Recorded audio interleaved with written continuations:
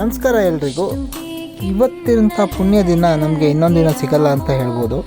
So ಇವತ್ತು ಅಯೋಧ್ಯೆಯಲ್ಲಿ ಶ್ರೀರಾಮನ ವಿಗ್ರಹಕ್ಕೆ ಪ್ರಾಣ ಪ್ರತಿಷ್ಠಾಪನೆ ಮಾಡುವಂಥ ಪುಣ್ಯ ದಿನ.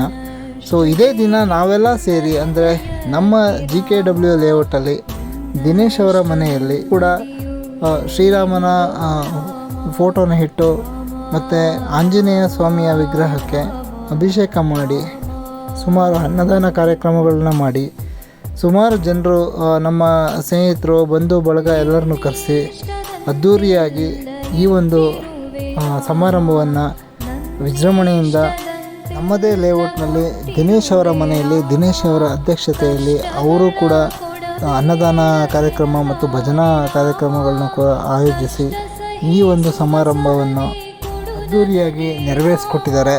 ಸೊ ಇದರ ವಿಡಿಯೋ ಮತ್ತು ಫೋಟೋಗಳನ್ನ ನಾನು ನಿಮ್ಮ ಜೊತೆ ಇವಾಗ ಶೇರ್ ಮಾಡಿಕೊಳ್ಳೋಕ್ಕೆ ಇಷ್ಟಪಡ್ತೀನಿ.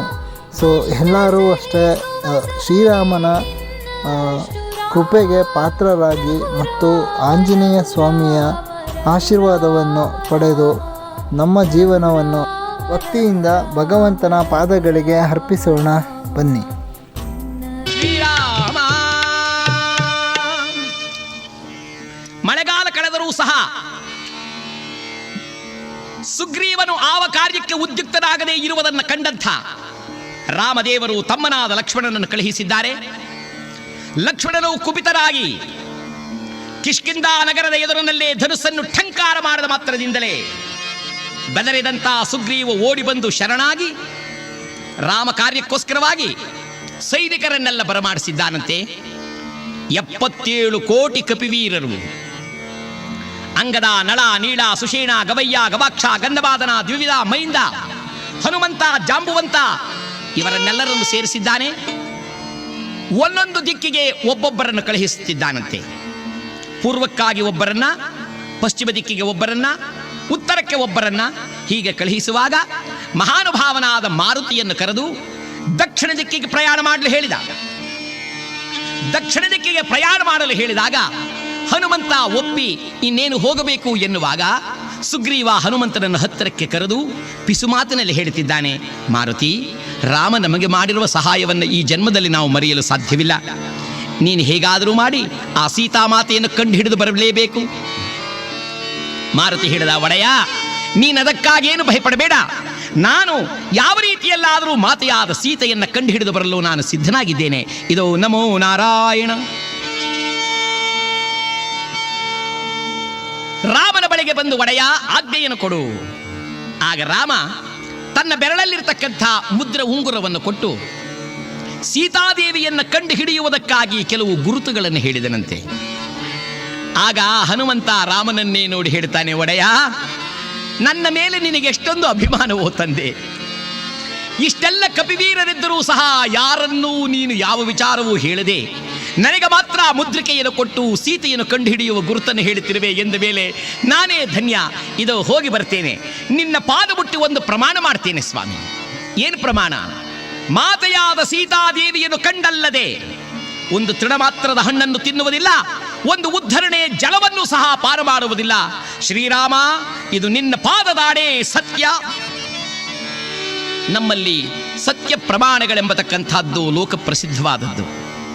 ಸತ್ಯವನ್ನು ಬಿಟ್ಟು ನಡೆದರೆ ಪರಮಾತ್ಮನೇ ಒಪ್ಪುವುದಿಲ್ಲ ಎನ್ನುವುದೇ ಲೋಕದ ಒಂದು ಪ್ರತೀತಿ. ಅದಕ್ಕೆ ಕಬೀರದಾಸರು ಸಹ ಒಂದು ಮಾತು ಹೇಳ್ತಾರೆ, ರಾಮ ಸಮಾನ ನಾಮ ನಹಿ, ಶಿವ ಸಮಾನ ಧಾತ ನಹಿ, ಝೂಟ ಸಮಾನ ಪಾಪ ನಹಿ. ಸುಳ್ಳು ಹೇಳುವುದಕ್ಕಿಂತಲೂ ಮಿಗಿಲಾದ ಪಾಪವಿಲ್ಲ. ಅದಕ್ಕೆ ನಮ್ಮ ದೇಶದಲ್ಲಿ ಬಹಳ ಜನ ಸುಳ್ಳು ಹೇಳೋದಿಲ್ಲ. ನಾನು ಸ್ವಲ್ಪ ಹೆಚ್ಚಾಗಿ ಹೇಳೋದಿಲ್ಲ, ಎಷ್ಟು ಬೇಕೋ ಅಷ್ಟೇ ಹೇಳಿಕೊಂಡು ಕಾಲ ಕಳೆಯೋದು. ಬಹುಜನಗಳಿಗೆ ಸುಳ್ಳು ಹೇಳುವುದೇ ಅಭ್ಯಾಸ.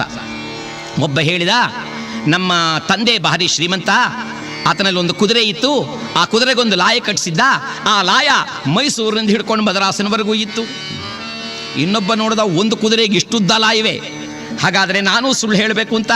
ನಿಜವೇ ನೀವು ಹೇಳೋದು? ಹಳಬರ ಕಾಲವೇ ಕಾಲ. ನಮ್ಮ ತಾತ ಭಾರಿ ಜಮೀನ್ದಾರ. ಸಮಯಕ್ಕೆ ಸರಿಯಾಗಿ ಮಳೆ ಬರದೆ ಹೋದರೆ ನಮ್ಮ ತಾತನ ಹತ್ರ ಒಂದು ಭರ್ಜಿ ಇತ್ತು, ತೆಗೆದು ಆಕಾಶಕ್ಕೆ ತೆಗೆದು ಬಿಡುತ್ತಿದ್ದ, ಮಳೆ ಜೊಳ ಜೊಳ ಜೊಳ ಅಂತ ಸುರಿದು ಹೋಗೋದು. ಇನ್ನೊಬ್ಬ ಕೇಳಿದೇನೆಯ, ಆಕಾಶಕ್ಕೆ ತಿವಿಯೋಷ್ಟುದ್ದ ಭರ್ಜಿ ಇತ್ತೋ ನಿಮ್ಮ ತಾತನ ಹತ್ರ? ಹೌದು ಹೌದು, ಅಷ್ಟುದ್ದ ಭರ್ಜಿನ ನಿಮ್ಮ ತಾತ ಎಲ್ಲಿಟ್ಕೊಂಡಿದ್ದ? ಅದಕ್ಕೆ ಇವನಂದ, ನಿಮ್ಮ ತಾತ ಕಟ್ಸಿರ್ಲಿಲ್ವೇ ಕುದುರೆಲಾಯ? ಅದ್ರ ಹಿಂದ್ಗಡೆನೇ ಇತ್ತು. ಅವನು ಹೇಳಿದ್ದು ಸುಳ್ಳು, ಇವನು ಹೇಳಿದ್ದು ಸುಳ್ಳು, ಜೀವನವೆಲ್ಲವೂ ಸುಳ್ಳುಮಯವಾದೀತು. ರಾಮಭಕ್ತನಾದ ಹನುಮಂತ ಮಹಾನುಭಾವನಾದ ರಾಮನ ಪಾದಕ್ಕೆ ನಮಸ್ಕಾರ ಮಾಡಿ ಹೇಳ್ತಾನೆ, ಹೇ ರಾಘವ, ನಿನ್ನ ಆಶೀರ್ವಾದದಿಂದ ಇದೋ ಹೊರಟೆ ಎಂಬುದಾಗಿ ರಾಮ ಧ್ಯಾನ ಮಾಡಿಕೊಂಡೇ ಹೊರಟನಂತೆ. ರಾಮ ಸೀತಾ ರಾಮ ರಾಮ ರಾಮ ನಿನ್ನ ನಾಮ ಮಹಿಮೆ ಏನು ಬಣ್ಣಿಸಲೋ, ರಾಮ ನಿನ್ನ ನಾಮ ಮಹಿಮೆ, ರಾಮ ನಿನ್ನ ನಾಮ ಮಹಿಮೆ ಏನು ಬಣ್ಣಿಸಲೋ, ಕಾಮಗರನ ಪ್ರಿಯ ಸತಿಯು ಭಜಿಸಿದಂತ ರಾಮ ನಿನ್ನ ನಾಮ ಮಹಿಮೆ.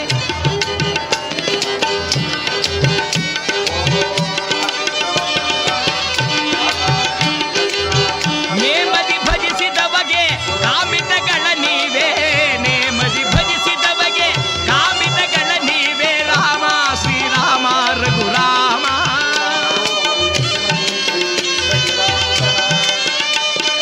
ರಾಮ ನಿನ್ನ ನಾಮ ಮಹಿಮೆ ಏನು ಪುಣ್ಯವೋ, ರಾಮ ನಿನ್ನ ನಾಮ ಮಹಿಮೆ.